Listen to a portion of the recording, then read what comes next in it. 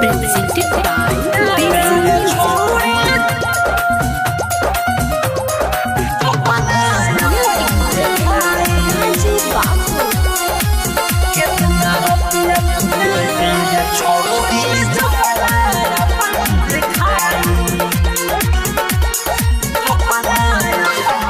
घर हवे मोतिहारी घर हवे मोतिहारी घर हवे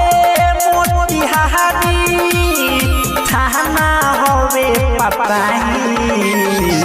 कितना रुपया तुले बेरे छौरी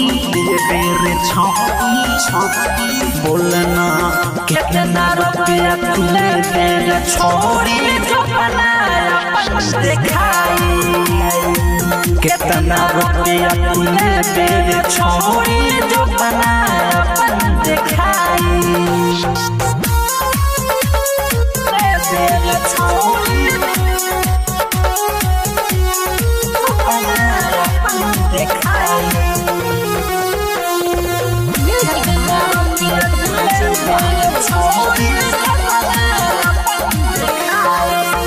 सभे ले बात काटा तोहरा न कुछो बुझाता जदि तोहरा के छुई ओकर गदे हब काटा सभे ले बात काटा तोहरा न कुछो बुझाता जदि तोहरा के छुई ओकर तुरते हब काटा जे ढेर चोटी बोली ओकरे होई तबाही कितना रुपया तुले बेरे छौरी बेरे छौरी बेरे छौरी कितना रुपया तुले बेरे छौरी जो बनाया दिखाई कितना रुपया तुले बेरे छौरी जो बनाया दिखाई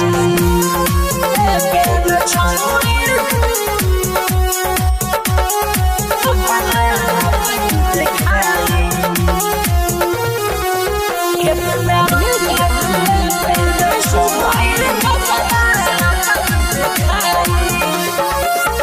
जदि ठीक से न नचबू सुबोध दिलीप से न बचबू जितेंद्र धनंजय कहे बतिया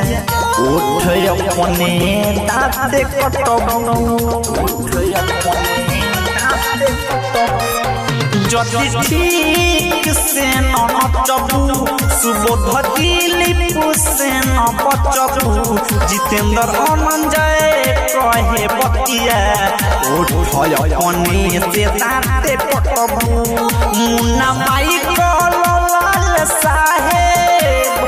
पैसा पूरा साधारी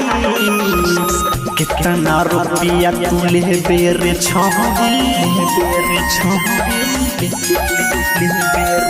कितना रुपया तुले बेरे छौरी जो बनाया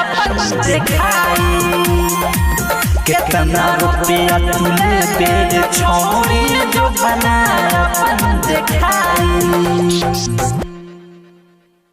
Shweta digital recording studio Motihari.